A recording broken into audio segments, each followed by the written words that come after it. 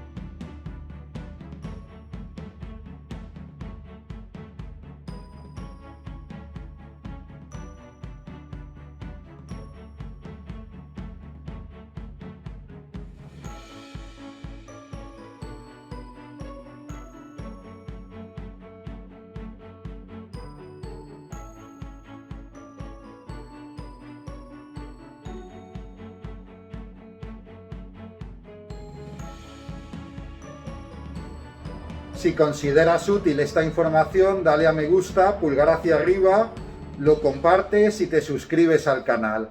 Así apoyas Meteo Valencia. Muchas gracias.